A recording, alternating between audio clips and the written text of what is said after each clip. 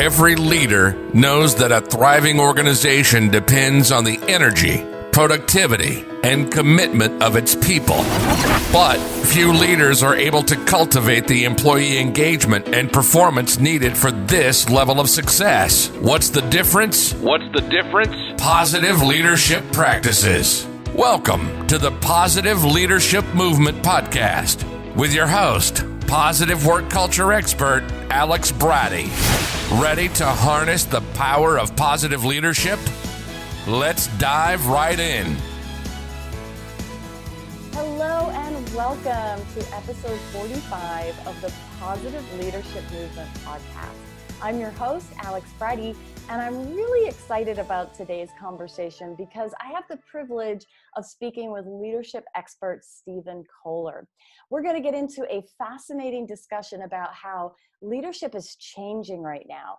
And of course, what you as a leader can do to address all the change that is coming at you that you're getting confronted with each day. Because if there's one consistent theme for 2020 so far this year, it's change and having to deal with that change. So we're going to have a great conversation around that. But first, let me tell you a little bit about Stephen. He's an executive coach and the founder of Adira Labs. He's a former marketing executive who led strategy and global marketing efforts for brands like Weber, Kraft, and Shure for nearly 2 decades. Seeking to focus his career more on the people side of the business, where the true power of every organization resides, Stephen founded Adira Labs, where he now coaches executives at companies like Barilla, Walgreens, and BFO. Stephen holds a BA in philosophy from Northwestern, an MBA from the University of Chicago, and he is a passionate musician. The common thread throughout his experience, which is woven into the fabric of Adira, is a desire to see people work authentically in concert to achieve a meaningful goal, which I just love, and I'm going to repeat it again. He has a desire to see people work authentically in concert to achieve a meaningful goal. And so you can imagine when I learned about Stephen, I felt like he was a wonderful fit for the positive leadership movement. So I am so grateful to have him on the show today so he can share his expertise with us. Welcome, Stephen. Thank you so much. I'm thrilled to be here, and I'm just grateful for the opportunity to connect with you, Alex, and be part of this amazing experience. Awesome. I love it. And, I always start out these interviews by asking my guests a very crucial question, because it's what we're all about here on this podcast. What does positive leadership movement mean to you? I love the question, Alex. And I also really appreciate the power of the philosophy of positive leadership. The first thing that comes to mind is this idea that we all have the opportunity to be curious in the world. As a musician, as a coach, I'm very fascinated by this idea of what we're noticing, what we're listening, what we're hearing, what we're feeling. And I believe we ultimately, as leaders, have a choice, right? We can choose and look at things and say, everything's terrible, I'm a victim, there's nothing I can do. Or we can say, what's the opportunity in this moment? What can I do? What's possible? How might I move forward? There's a powerful book that I think a lot of your listeners may know, and it's by Viktor Frankl, famous World War II concentration camp survivor and psychologist. And in his book, Man's Search for Meaning, he really endorses this idea of positive psychology, that even in the worst circumstances, there's always something that we can find that's positive. So that's always been a huge part of my philosophy. And it's certainly an opportunity right now during COVID to practice that. Yeah, I love it. And, arguably Viktor Frankl is sort of like the original positive psychologist, because, and you can look to him and think, wow, well, if he can find something good in that situation, then I guess we all can. We can get our act together and find something good. But yeah, you raise 2 really interesting points that I want to unpack because they're so relevant to the positive leadership philosophy. One was curiosity, and the fact that we do have a choice in how we view things. And this notion of curiosity, and we've talked about this a little bit on the show, but it almost takes away the stress around situations. It takes away confrontation and resentment if we can come from a place of curiosity, like, oh, let me understand what is going on here. Let me understand another person's point of view. Let me get curious about how I might be able to deal with this problem. And so it kind of, like, for me, curiosity is like this tool that like just takes the air out of the balloon and just kind of calms down the nervous system, the situation, whatever it is that's been happening. Is that how you view curiosity, or how do you use it? Absolutely. I love your reference. I often look at the works that you are likely familiar with, as are your listeners, of the Buddhist philosophy as well as the Stoics. And in both of those philosophies, they talk about much of human suffering over the last, 5,000 years has been this idea of attachment. And very practically, when we're attached to something in the past, that often shows up in the form of depression or sadness, because we're looking back on something that we're attached to and it didn't happen the way we wanted. When we're attached to something in the future, it shows up in the form of anxiety because we're trying to control something that has not yet happened. And so this idea of remaining curious is about being super present, not being attached to what was or what will be, but what you are. And I loved your phrase about kind of, it takes the air out of the balloon, right? And being in that place of curiosity really enables us to open up to what could be and what's possible.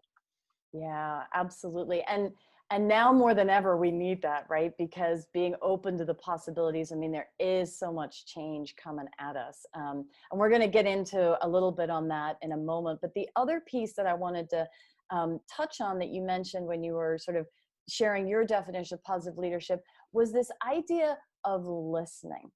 And I know when we were chatting earlier and exchanging emails, you said that the key to successful leadership starts with listening, specifically active listening. So tell us more about this concept and what you mean by it, and what exactly is active listening.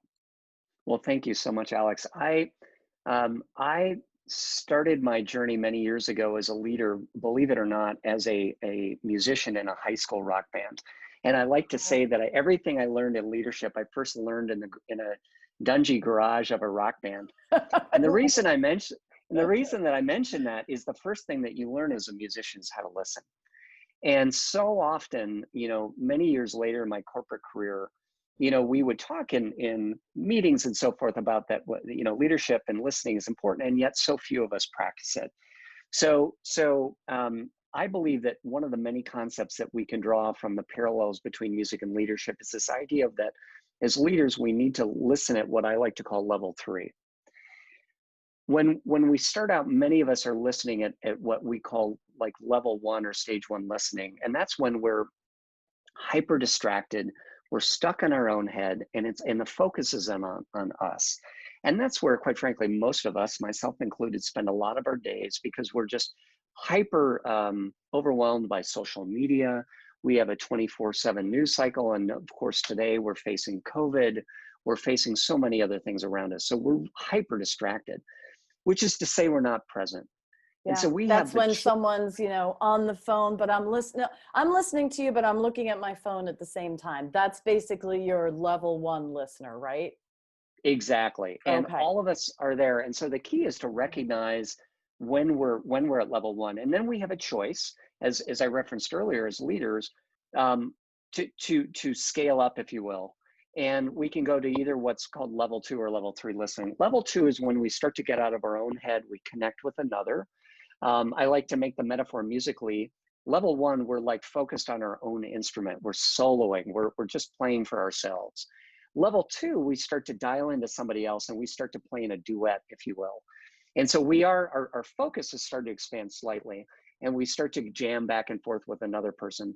But where we really want to get to is level 3. And that's when we're fully aware of ourselves, we're aware of others around us, and most importantly, we're aware about the space that we're in. And we're aware of not only the impact of the space on us, but our impact on the space. And that's what the most effective leaders do, is that they're listening at that level 3. Wow. And that's a powerful place to be, because if I'm tracking correctly with you, I mean, at that level 3, you need a couple of things that are going on there. Actually, 3 I can think of. First of all, there's got to be some level of empathy because you're tuning into other people. There's got to be, and I think you talk about this too, like there's got to be some emotional intelligence happening. Again, that whole notion of tuning into like, where's the room at? Where's people? What's going on here? What's the energy? What's the unsaid stuff in the room? Even listening into that, right? And then the third thing I'm thinking is just self-awareness. Just basic self-awareness of like, how am I showing up as the leader? And how is that impacting, as you said, the other people around me? So there's a few things going on within that active listening piece, would you say? Amen. Amen. I love how you laid that out. I kind of have these 3 builds that kind of follow naturally from what you said. The first is becoming very leading from self, if you will.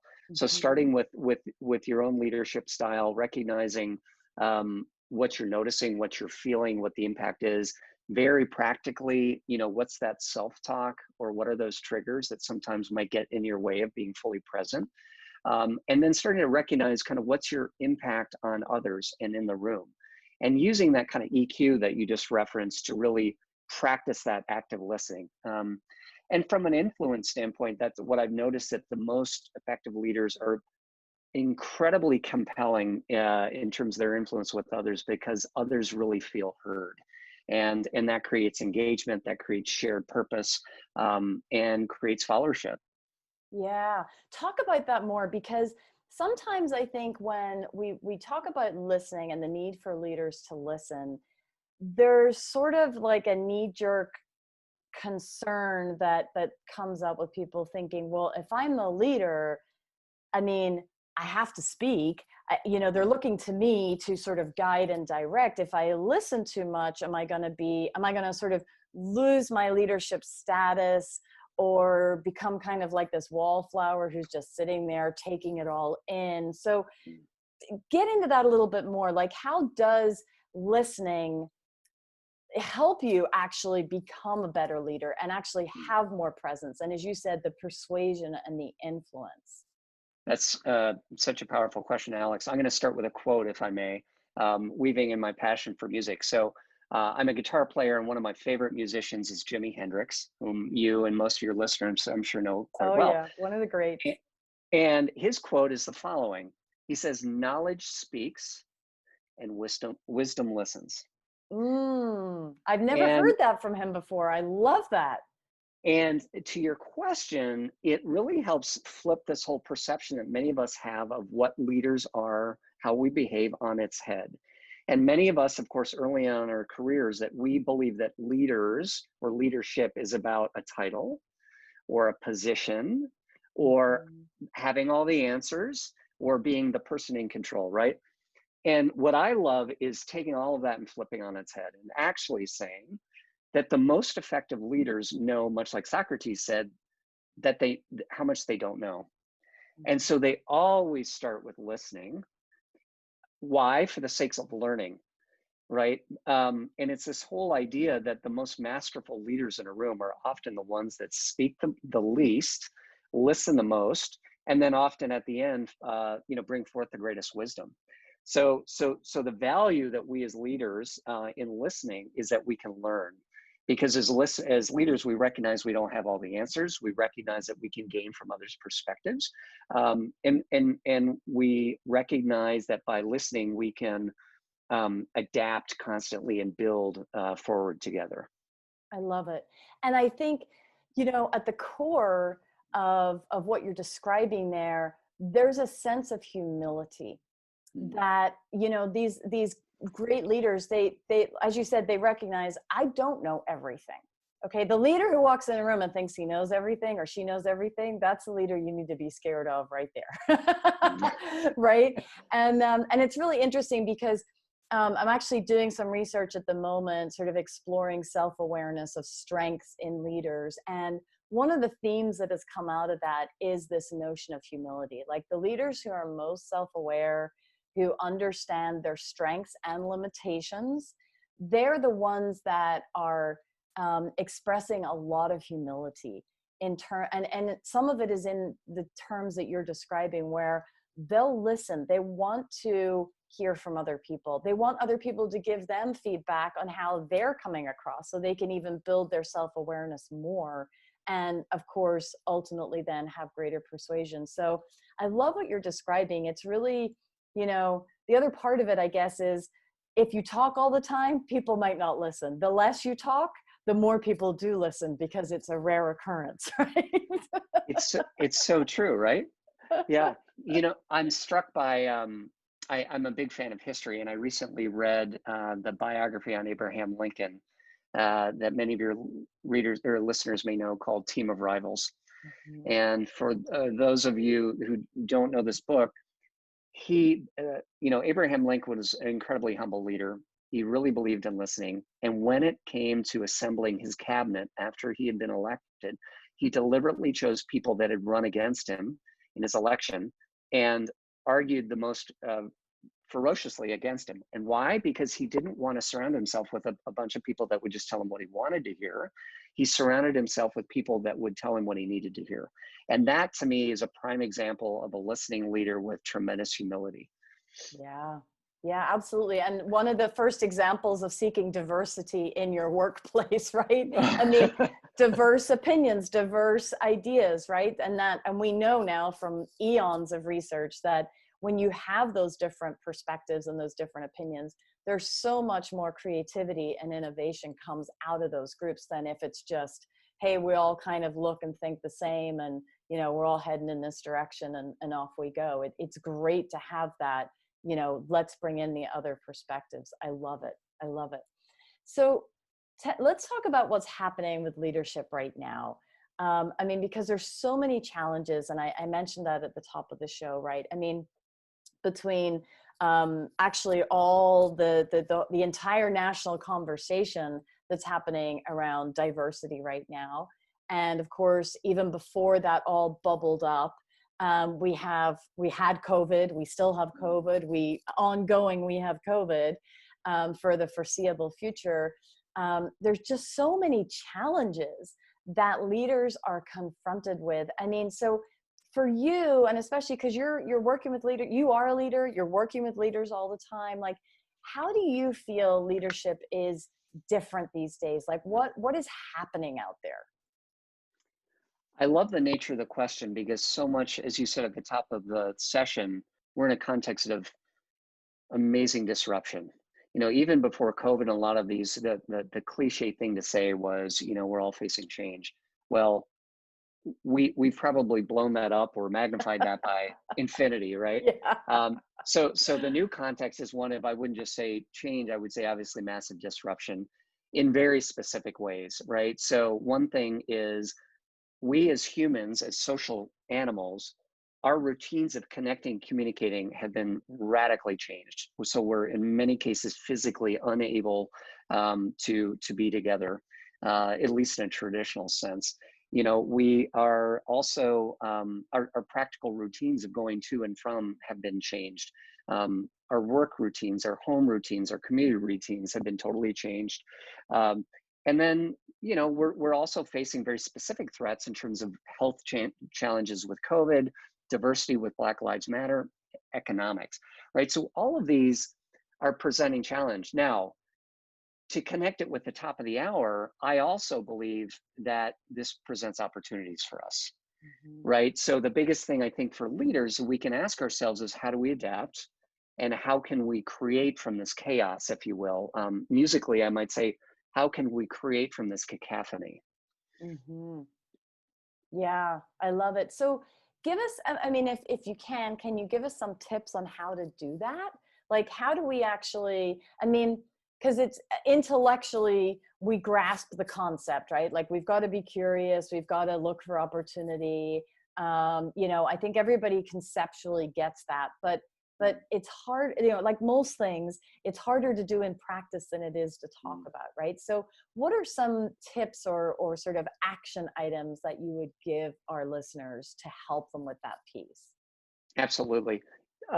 I've had the opportunity over the last number of months is to support a number of leaders and teams that were really struggling, because I think we all are in different ways on these topics. And my first kind of learning and thing that I'm sharing is to reconnect with purpose. You know, we as individual leaders, we as teams, we as organizations, I think sometimes take for granted our why, our mission, our vision, our values. And what we have the opportunity as leaders, particularly when things are radically disrupted, is to go back to our core purpose. What is our sense of personal purpose as a leader? What is our purpose as a team? What is our purpose as an organization? And particularly in light of the fact that COVID is disrupting so many business models, I think it's given us the opportunity to really say, you know, what is our purpose in terms of the greater mission that we're here to do, right? So my first recommendation would be to really reconnect with your mission, your purpose. Think about the kind of values in which you want to lead, and think about ways that you want to leverage those going forward. The second thing I would say is to really think practically about how you want to maintain connection and community. You know, we as social creatures, I think, took for granted that we were able to go in the office, go to our next door neighbors, go to our family, whatever, and just hang out or have a meeting. And I think what this crisis has shown us is that perhaps we've taken that for granted. So our opportunity now is to find new ways to connect and create community, albeit maybe in a different way through Zoom and other maybe distance manner. So ways you can do that very practically in a traditional organizational setting would be setting what I like to call rhythms or tempos. So for example, you could do a daily Zoom huddle. So instead of a 15-minute standing huddle, like you might have done in the office, you can do a 15-minute standing Zoom once a day. Another thing you can do are office hours, virtual office hours, where you or your team just have your Slack or your Zoom or your Teams channel on for given parts of the week. And then the last thing you can do is mix it up with some fun and some passion. So you could do, you know, I've heard of teams, of course, doing workouts, like the lunch hour, they'll work out together, or they'll listen to, I'm a musician, so I'll join groups and we'll listen to albums together on Zoom, right? Or, you know, we'll have a cocktail together at 5 o'clock or whatever, right? These are things that can kind of bring this fun back together. And then the last thing I would say is that you can find accountability partners to support one another, right? So remember, you're not alone, and you can create an accountability partner to help you with those tough times, support you when you're down, and hold your feet to the fire a little bit in terms of those goals that you may have set for yourself. I love it. I love it. And what would you say, I mean, what is like the most top of mind things that leaders need to think about and address with their teams and their employees right now? I'd say start with compassion. We are all struggling with things that probably most of us have never experienced in our lifetime. And, you know, I think it's easy. Many of us will, as leaders, as humans, will fall into patterns, right? And we all have them, but our patterns as leaders might be just to plow ahead and, you know, maybe, you know, the old phrase of like, do more with less, and just maybe the pattern is just push the team and say, look, we got to keep going. So whatever kind of team you're leading, whether it's in a corporate setting or in your community or in your home, start with compassion, put yourself in their shoes, and understand that the team that you're leading is likely facing things that they've never faced before. Very practically, many of us are working at home. So we're managing maybe parents and loved ones, we're managing children, and oh, by the way, we're managing our day jobs. That's a lot, right? So start with empathy and compassion. The second thing is communicate, and really listen.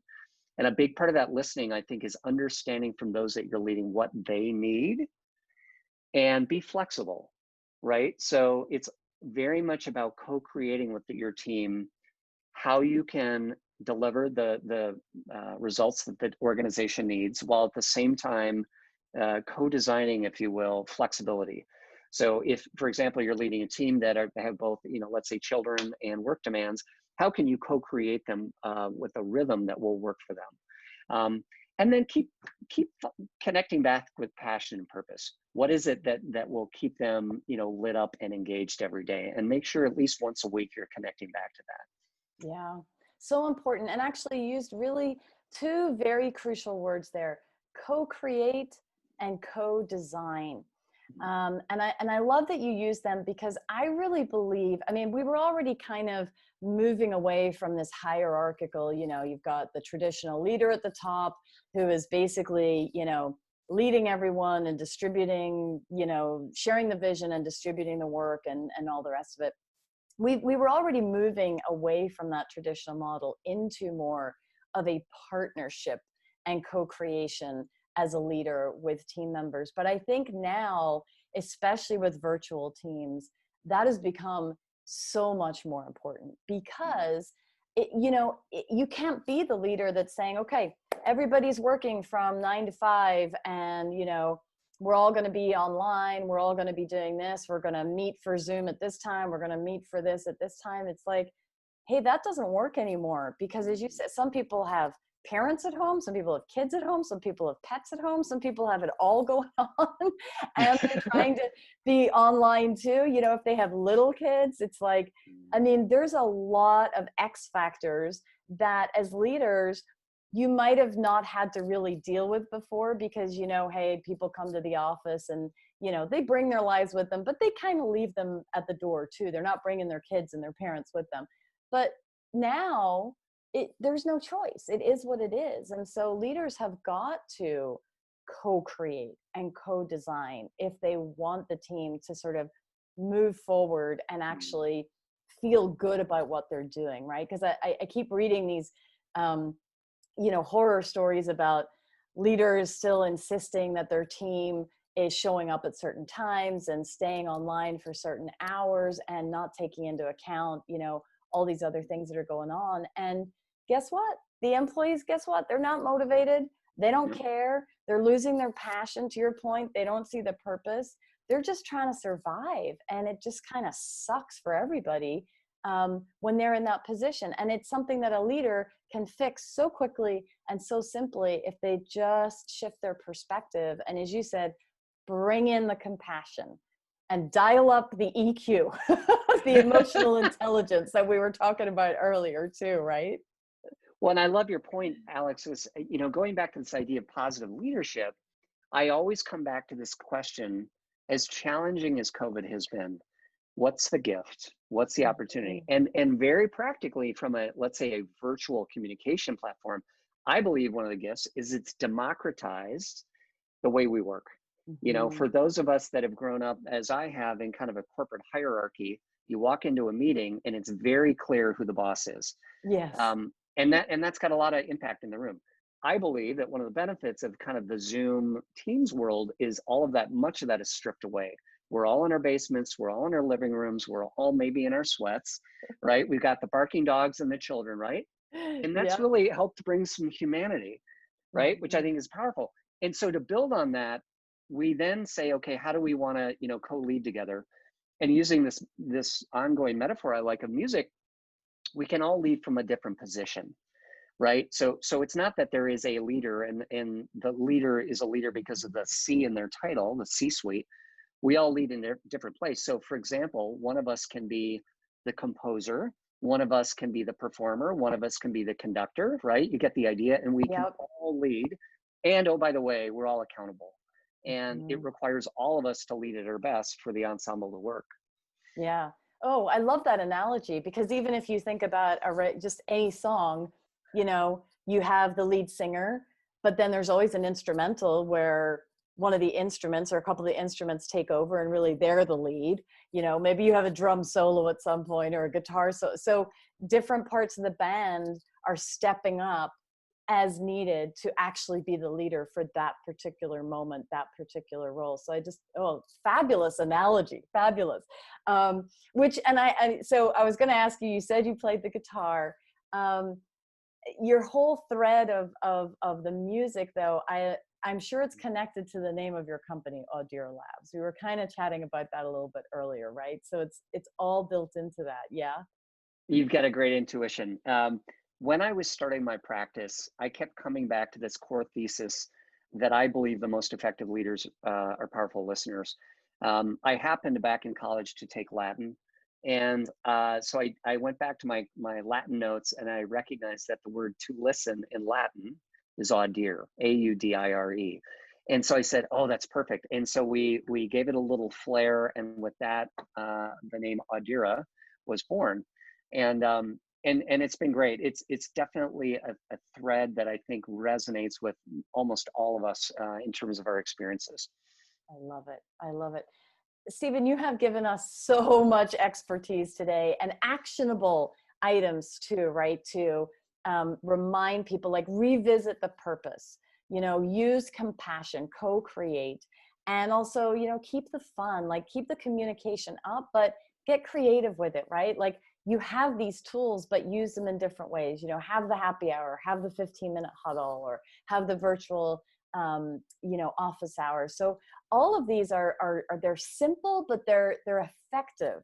And they're things that people can do immediately right now to help them deal with these virtual situations, the changing nature of leadership. So thank you so much for sharing this. And I know that our listeners are going to want more of you. So share with us a little bit. I mean, how can people get in touch with you? And I think you have a cool free offer as well that you want to share, right? I do. Thank you, Alex. So to answer your first question, please feel free to check out audiralabs.com. You'll see a ton of free content, videos, book recommendations, the 9 yards. And feel free to reach out to me through my website. I'm also on LinkedIn. Feel free to check me out, Stephen Kohler, Audira Labs on LinkedIn. I'd love to hear from all of you because I'm always learning.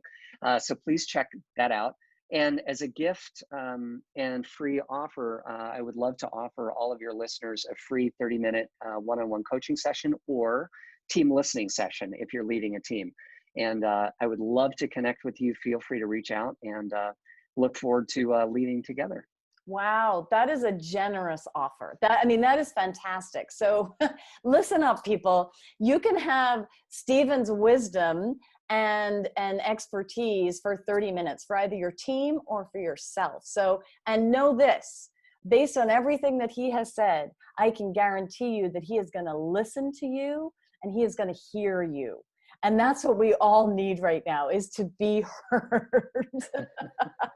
So absolutely take him up on that. Stephen Kohler at audiralabs.com, and also on LinkedIn, Stephen Kohler Audira. And Audira is spelled Audira. I love it. That's such an awesome offer. And I'm sure people are going to connect with you. It's been an absolute pleasure having you on the show. I've really enjoyed our conversation. I love how much wisdom you brought to it, and just the myriad of references. You're listening by reading as well. I can tell, right? So reading is a form of listening, because we're still, we're absorbing what are other people experiencing? What can they share with us? So I love everything that you have shared. And I want to thank you, our listeners, for joining me for another episode. If you have positive leadership stories to share, or you have questions about this week's topic, or you want to get in touch with Stephen and you didn't write down how to do it, just send me an email at questions@positiveleadershipmovement.com. I always love to hear from you. I'll answer your questions. I'll connect you with Stephen. I'll share your stories, whatever it is that you want to write me about. I love it.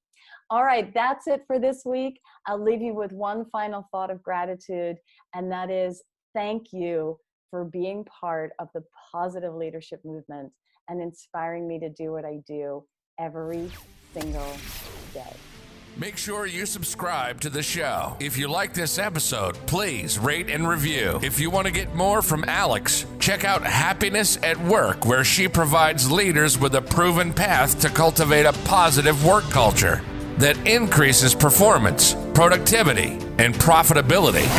Go to happinessatworknow.com. Join us next week and harness the power of positive leadership for your organization.